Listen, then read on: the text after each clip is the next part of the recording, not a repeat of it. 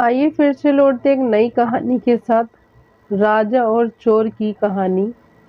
धौलकपुर गांव में एक चालाक चोर रहता था। वह इतनी सफाई से चोरी करता था कि किसी की पकड़ में नहीं आता था। लोगों का मानना था कि वो किसी की आंख से काजल चोरी कर ले तो भी किसी को भनक नहीं लगी। गांव में चोरी करते करते अब उसे बोरियत होने लगी थी।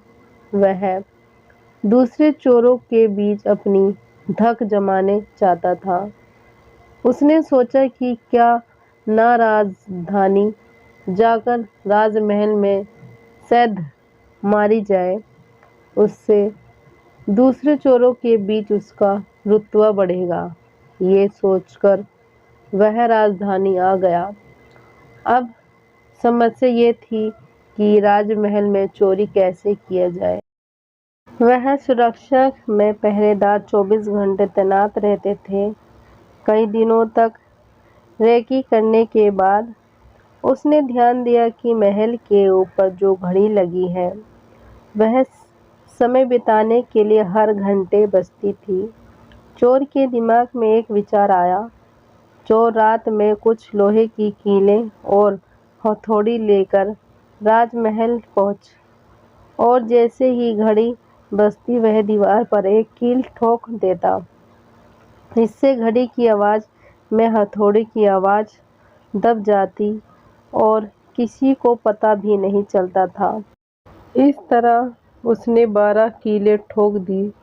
उन कीलों के सहारे वह महल में दाखिल हो गया और हीरे जवाहरात चोरी करते रफचक्कर हो गया। अगले दिन जब राजा को चोरी का पता चला तो उसे यह जानकर बड़ी हैरानी हुई कि इतनी सुरक्षा के बावजूद भी कैसे कोई राजमहल से चोरी करने में कामयाब हो सकता है। राजा ने नगर के सिपाहियों की संख्या बढ़ाने का आदेश दिया और कहा कि कोई भी व्यक्ति रात में घूमता नजर न आए तो चोर समझदार गिरफ्तार कर लिया जाए। दरबार में ऐलान के वक्त चोर भी भेष बदलकर मौजूद था। उसने चालाकी से पता लगा लिया कि कौन-कौन से सिपाही इस काम के लिए चुने गए हैं। उसने उस सिपाहियों के घर का पता लगाया और साधु का भेष धारण करके उनके घर पहुंच गया। वह उसने पाया कि सभी सिपाहियों की पत्नियां चाहती थीं कि उनका ही पति चोर को पकड़ेगा। इस बात का फायदा उठाते हुए उसने सभी की पत्नियों को कहा कि पूरी रात तुम्हारे पति चोर की तलाश में बाहर रहेंगे। इस बीच चोर तुम्हारे पति का भेष धारण कर घर में घूमने की कोशिश करेगा। भले ही वह तुम्हारे पति की आवाज़ निकाले, लेकिन तुम उसे अंदर मत आने देना और गरम कोयला फेंक देना। इससे कोयला चोर घायल हो जाएगा और पकड़ा जाएगा। पतियों ने हामी भर दी। वही सिपाही पूरी रात गश्त करते रहे और चोर की तलाश करते रहे। सुबह के 4 बज गए थे। सभी सिपाहियों चोर को ढूंढते ढूंढते थक गए। तभी सारे सिपाहियों ने सोचा कि अब घर चलकर थोड़ा आराम कर लेते हैं। जब वे घर पहुंचे और दरवाज़ा खटखटाया तो पत्नियों को शक हुआ। उन्होंने सोचा कि साधु की बात सच हो गई। जरूर ये चोर है जो भेष बदलकर आया है। वह जलता हुआ कोयला अपने पतियों पर फेंकने लगी। सारे सिपाहियां घायल हो गए। उन्होंने अस्पताल में भर्ती करना पड़ा। दूसरे दिन राजा को जब सारी बात पता चली तो वही चिंतित हो गए। उसने फौरन कोतवाल को आदेश दिया कि जितनी जल्दी हो सके उस चोर को पकड़कर हाजिर किया जाए। कोतवाल ने शहर में पहरा देने शुरू कर दिया। इस दौरान कोतवाल को एक युवक आता दिखाई दिया। कोतवाल ने उस लड़के से पूछा, कौन हो तुम? युवक ने कहा, मैं चोर हूँ। कोतवाल को यकीन नहीं हुआ। भला इस तरह कोई खुद को चोर कैसे बना सकता है? उसे लगा युवक मजाक कर रहा है।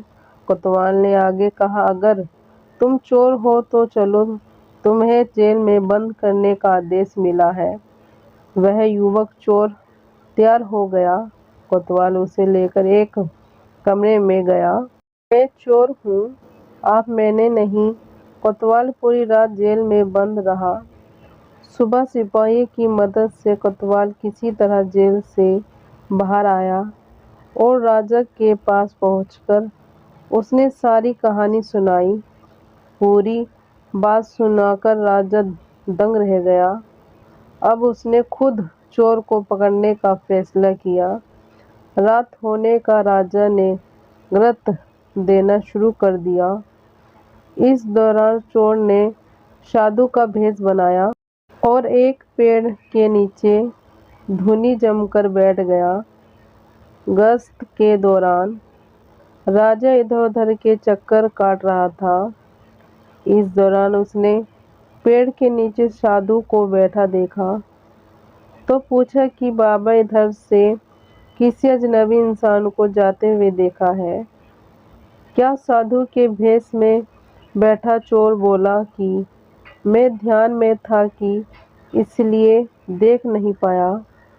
इस दौरान राजा को एक विचार आया। उसने तय किया कि वह साधु की पोशाक पहनकर पेड़ के नीचे बैठकर नजर रखेगा और साधु चोर को अपने कपड़े पहना देगा ताकि वह नगर के चक्कर लगा सके। पहले तो चोर इस बात पर राजी नहीं हुआ, लेकिन काफी चर्चा के बाद वह राजा के कपड़े पहनने के लिए राजी हो गया।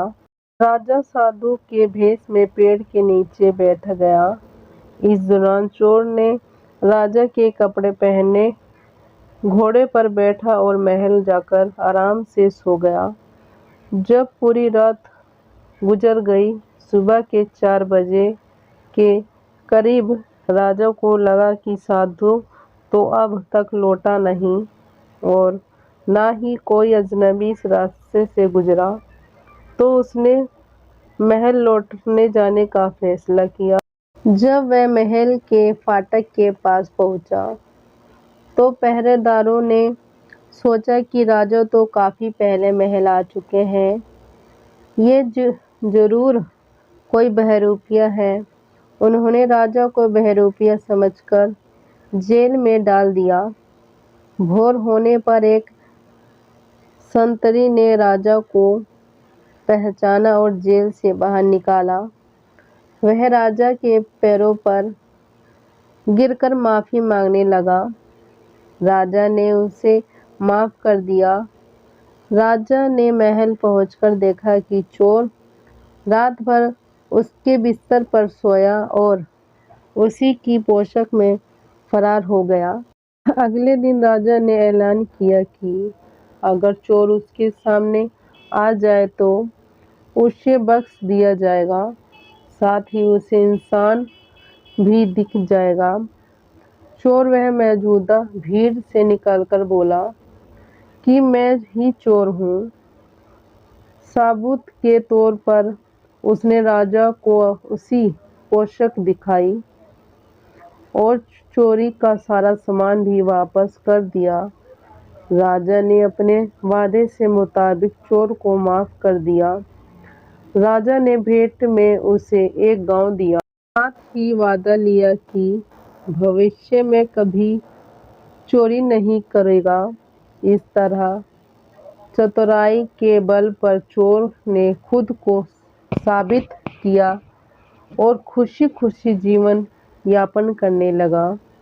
वीडियो अच्छी लगी हो तो लाइक करना, शेयर करना, सब्सक्राइब करना, कमेंट करके ज़रूर बताना आपको कहानी कैसी लगी। धन्यवाद।